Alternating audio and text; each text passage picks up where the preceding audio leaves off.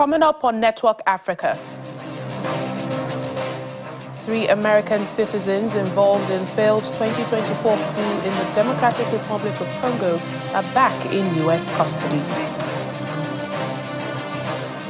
Republic of Congo signs economic partnership deal with the United Arab Emirates in Abu Dhabi. Plus,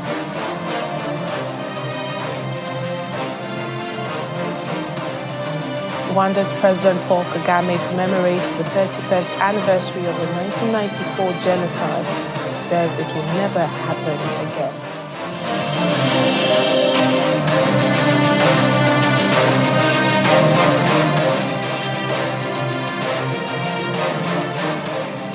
Hello and welcome to the program today. I'm Layo Olarinde.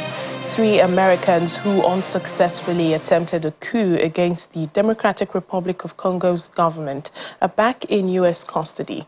The Americans will now be serving their sentences in the U.S. after a death penalty from a military tribunal back in September 2024 was commuted to life sentence. The 3 Americans are 21-year-old Marcel Malanga, son of opposition figure Christian Malanga, who led the failed coup and was killed after targeting the presidential palace in Kinshasa. Also repatriated is 21-year-old Tyler Thompson Jr., a friend of Marcel Malanga, who flew to Africa from Utah for what his family believed was a free vacation, and also 36-year-old Benjamin Ruben, who is reported to have known Christian Malanga through a gold mining company. The repatriation comes as the U.S. and DR Congo explore a deal to exploit the Central African country's huge mineral wealth. Last week, U.S. President Donald Trump's senior advisor for Africa visited DR Congo and confirmed that the 2 countries were in talks about minerals and said it could involve multi-billion-dollar investments.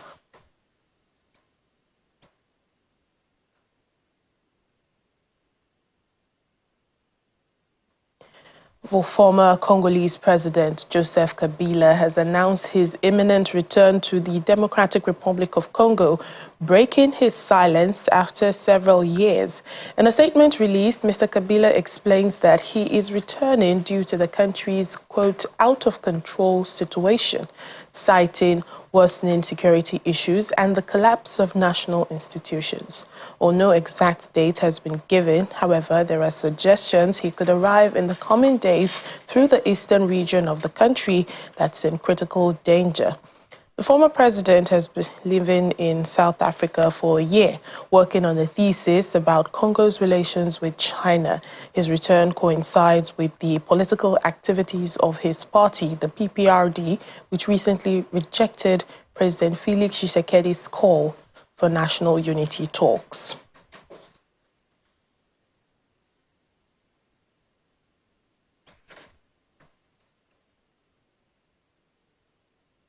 Algeria's Foreign Minister Ahmed Aftar has welcomed his Iranian counterpart Abbas Araghchi in Algiers to discuss regional issues. On meeting, the 2 ministers shook hands before sitting down for talks alongside their respective delegations. The Iranian Foreign Minister arrived in Algeria early Tuesday morning, where he met with senior Algerian officials. Following a bilateral meeting, the 2 ministers chaired an expanded session to explore ways of future cooperation and to deepen ties between Tehran and Algiers across various political and economic fields. The 2 foreign ministers had previously met on the sidelines of the Alliance of Civilizations Forum, organized under the auspices of the United Nations in Portugal last November.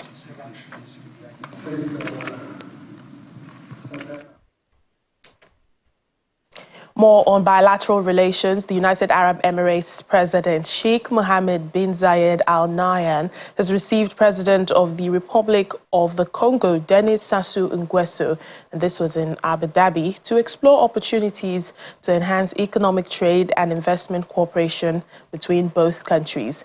The meeting on Tuesday concluded with the signing of a comprehensive economic partnership agreement, CEPA, between the UAE and the Republic of the Congo. The deal, as part of the UAE SEPA program, would support efforts by eliminating or lowering custom duties, removing non-tariff barriers to trade, and increasing market access for exporting services, also establishing new avenues for investment.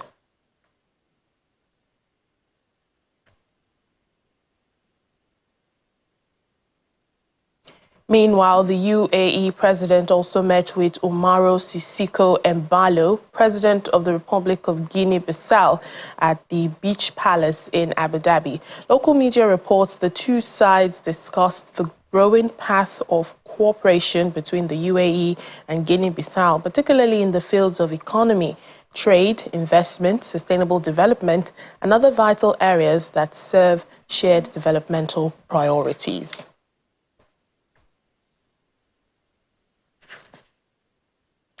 Rwanda is marking the 31st annual commemoration of the 1994 genocide. Since the beginning of the week, the country has hosted several ceremonies all around the world. In Kigali, Rwanda's capital, President Paul Kagame and First Lady Jeannette Kagame, alongside the Dean of the Diplomatic Corps accredited to the country's capital, and representatives of survivors, all laid wreaths at the Kigali Genocide Memorial, the resting place of over 250,000 victims. President Kagame and Jeannette then lit the flame of remembrance at the memorial, a symbol of hope and resilience to light for 100 days the span of the genocide. Speaking at the event, Mr. Kagame assured that the genocide will never happen in Rwanda again.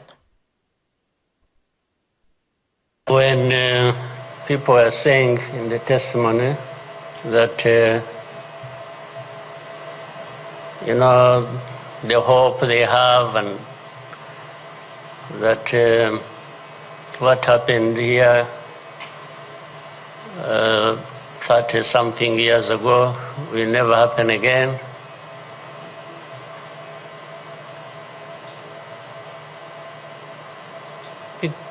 It won't be because of those who were responsible for that dark past. Will not try again, or are not even trying now again. It will not happen again just because there will be people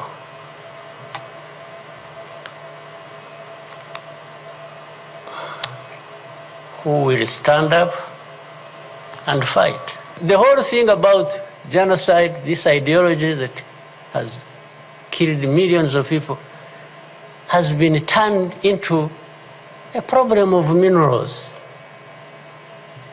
It's okay. Let's imagine it's a problem of minerals now. Was it a problem of minerals in 1994? Which minerals were we fighting for here?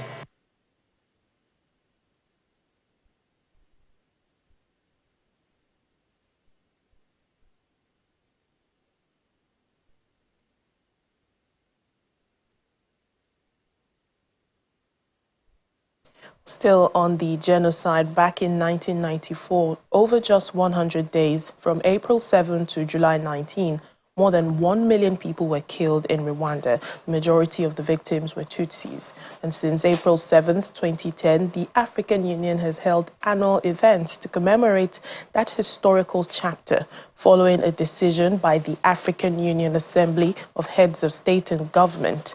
Well, back here in Nigeria, the Rwandan High Commission is calling on the international community to live up to its commitments to combat genocide ideology, hold fugitives accountable, and prevent future atrocities. Our correspondent, Benny Ark, reports. It's the 31st commemoration of the 1994 Rwanda genocide, as the country honors the memory of the over 1 million lives lost in one of the deadliest genocides the world has ever recorded. Attended by government officials, the Rwanda High Commission, diplomats, and civil society members, the event is guided by the theme, Remember, Unite, Renew. Kindly remain standing. A minute silence was observed by all present in honor of the lives lost, then followed by a candlelight procession.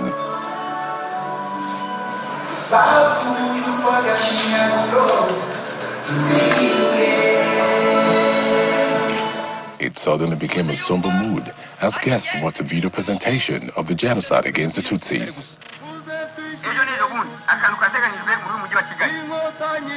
The Rwandan High Commissioner reflects on the country's painful history and the progress made towards healing and reconciliation. This journey has not been easy. Rwanda has made significant strides in overcoming the divisions of the past. However, we remain aware that challenges still persist and our work is far from to be complete. This is not just Rwanda's fight. It demands the urgent and concerted attention of the entire international community. The United Nations also recognizes the journey of the Rwandan people towards healing and reconciliation as the dangers of hate speech and rising intolerance is highlighted. I urge all states to deliver on commitments made in the Global Digital Compact to tackle online falsehoods and hate, to comply with their obligations under international humanitarian and human rights law, and to become parties to the Convention on the Prevention and Punishment of the Crime of Genocide without delay. On this day of remembrance, let's commit to be vigilant and to work together to build a world of justice and dignity for all. This commemoration is a story from despair to hope and serves as a call to action for nations, policymakers, scholars, journalists, civil society, and young people to advance the values of truth, peace, and justice, ensuring that the future generations live free from the shadows of hate. Benny Ark, Channels Television News. The International Organization for Migration says all peace initiatives have failed in Sudan, largely because of the intransigence of the military and its leader, General Abdel Fattah al-Burhan. The IOM is accusing the army of rejecting regional mediation efforts, despite repeated attempts by the African Union and the Intergovernmental Authority on Development, IGAD, to halt the war, and also clinging to a military solution that has dashed hopes for a ceasefire and deepened the humanitarian catastrophe. According to the IOM, recent political developments have also added a new and alarming dimension to the crisis when the army's deputy commander, Yasser al-Attah, issued explicit threats against several African nations, declaring airports in N'Djamena and Amjaras in Chad as legitimate military targets. On the 15th of April, Sudan's civil war will enter its third year, marking a grim milestone in a conflict that has defied every regional and international effort to bring peace. According to the United Nations, it has spiraled into the world's worst humanitarian crisis. As the fortunes of the warring factions shift in the devastating civil war in Sudan, the government is currently having the upper hand, having taken the country's capital city, Khartoum, and routed the Rapid Support Forces, RSF, from central Sudan. The RSF fighters are now massing in the southwest of the country. One of the main groups supporting the Sudanese military government is the Sudanese Youth for Change and Justice movement. It is led by Lieutenant General Khalid Abka, whose fighters are playing a deciding role in the fight against the RSF in places like central and northern Sudan. General Khalid has recently been touring the eastern states of Sudan, such as Gadaref, Port Sudan, Sennar, and Kassala. He is currently in White Nile State in the south-central region of the country. He wields a strong influence on the Sudanese youth and is playing an important role in turning the tide in the civil war. The military government, led by General Abdel Fattah al-Burhan, is on the verge of appointing new people to replace those who joined the RSF in 2023. General Khalid is being tipped to occupy a key position in the new administration. Let's take a break now on Network Africa. Still to come. Niger makes Hausa its official national language, dumping the French language. Please join us again.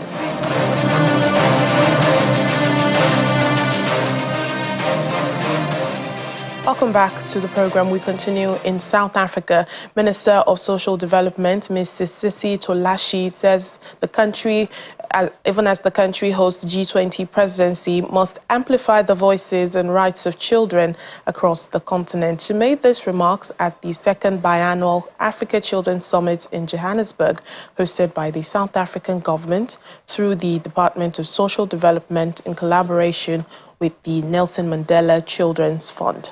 Ms. Tolashi also urged African governments to prioritize and act in the best interests of all children. Our South Africa correspondent, Innocent Samosa, has more.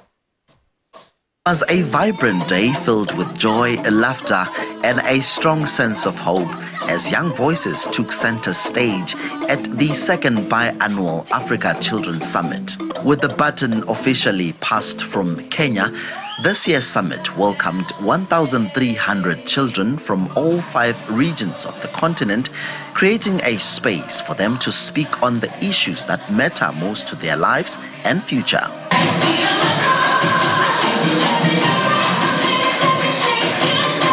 Delivering her keynote address, South Africa's Minister of Social Development, Sisi Tolashi, highlighted the urgency of amplifying children's voices, especially as South Africa chairs the G20.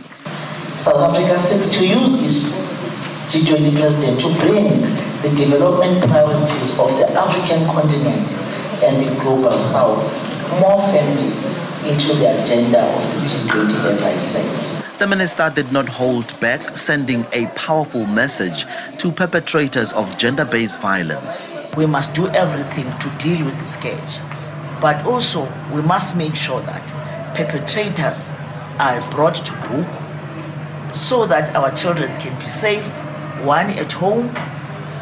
Secondly, they must also be safe in schools. South Africa's 2025 Miss Teen had a direct message for African leaders about the kind of future she wants to see. A message to the leaders of Africa is that take time to actually see what's happening around us. Take time to actually hear what we're trying to say. But beyond the summit, what does meaningful child participation really look like? Being involved in most of the implementation of the policies that have been formulated. Of course, as young people and children, we have been involved in the formulation of these policies and legislative pieces, but the implementation part hasn't been really involving with us. We want to hear from these leaders. What have they done? We cry about the same issues, but there's no implementation taken. Government is failing us in terms of involving us before taking decisions, and we end up being vulnerable to certain issues like our rights being not taken very seriously. I think the most important thing I want to personally see is definitely safer schools. It was also mentioned in my speech earlier. I believe that every child deserves to be in a safe school, in a safe environment where they shouldn't fear going to school. As the movement to amplifying children's voices gains momentum, we can only hope that this summit will transform those voices into tangible policies and meaningful action across the continent. From Johannesburg, South Africa, Innocent Samosa, Channels Television News. Back here in Nigeria, the Lagos State Governor Babajide Sanwo-Olu is urging informal food, water vendors and waste managers to act as hygiene ambassadors within their communities. This, he said, should be done through sensitizing residents about cholera prevention while advocating improved sanitation, infrastructure and policy enforcement. The governor spoke through the Commissioner for the Environment and Water Resources, Mr. Tokunbo Wahab, during the inauguration ceremony and meeting of the UNIDO La Sepa project. In June last year, Lagos State government declared a cholera outbreak with clinical features of suspected cases. In July 2024, the state recorded 1,661 cases, including 70 confirmed ones, and 58 deaths of cholera, which is attributed to poor sanitation, and water contamination. The moment we all have been waiting for. As part of efforts to tackle the issue of cholera, the Lagos State government, in collaboration with the United Nations Industrial Development Organization and the government of Japan, is inaugurating an inception meeting for a project titled the Emergency Capacity Building of the Informal Food and Water Vendors and Waste Workers in Flood-Affected Lagos to combat cholera outbreaks. We know that we're all working towards the same goal, and we hope to achieve this one goal of keeping Lagos safe and preventing, or at the very least, reducing the burden of environment-related diseases. This project is designed to support Lagos State's efforts in responding to cholera outbreaks with effective prevention and containment measures while promoting inclusive and sustainable industrial development. The federal, State Ministry of Environment and Health is also working with the Lagos State Environmental Protection Agency to ensure that the informal vendors and waste workers are well educated about cholera transmission. This project is not just about emergency responses. It's about building resilience. It's about investing in capacity building, strengthening capacity to contain disease outbreaks. It's also about empowerment and laying a strong foundation for a long-term development. At the health district, the healthcare workers continue to work tirelessly, as well as the health educators, to enlighten our people, to let our people understand the importance of hygiene, proper hygiene, as well as the issues surrounding open defecation, which is a key problem for us. And that is one of the reasons why we had this huge number of events during the flooding last year. UNIDO and the government of Japan is supporting the Lagos State government with grants. We tasked this project to UNIDO with an objective to linking it to Nigeria's sustainable industrial development. In this regard, I am particularly pleased to highlight the connection between this initiative and our ongoing plastic value chain project, another Japan-funded UNIDO project in Lagos, with the 2.19 million USD. The objective is to support Lagos State to respond to cholera outbreak emergencies with effective prevention and containment measures, and to continue pursuing its inclusive and sustainable industrial. Also, we will be testing water, from different sources, potable water from different sources around Lagos. The ones that we find that do not meet up to standard, we will give them chlorine tablets, wood, or anything to help them treat the water for potability, particularly those that handle food for groups of more than 5 people. For the keynote address, the State Commissioner for Environment and Water Resources asked the people to become hygiene ambassadors by advocating improved sanitation infrastructure across the state. The initiative will align with broader urban planning efforts by advocating for improved sanitation infrastructure across Lagos State, including drainage system upgrades to mitigate future flooding risk, and developing more effective policy recommendations for stronger enforcement of public health regulations within the informal sector.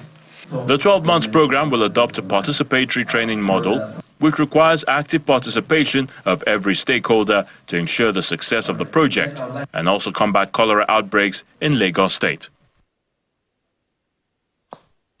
And finally, on the program, Niger's military government has officially made Hausa the country's new national language, dumping the French language, moving away from its colonial past. The change was announced in a new charter published in a special edition of the government's official journal. According to the document, the national language is Hausa, while English and French are now the working languages of the country. Hausa is the most commonly spoken language across the country, especially in the regions of Zinda, Maradi, and Tahua. Most of the country's population of about 26 million people understand and speak Hausa. In comparison, only around 3 million people, just 13%, can speak French. The new charter also officially lists 9 other local languages, including Zama, Fula, Kanuri, and Arabic, as the spoken languages of Niger.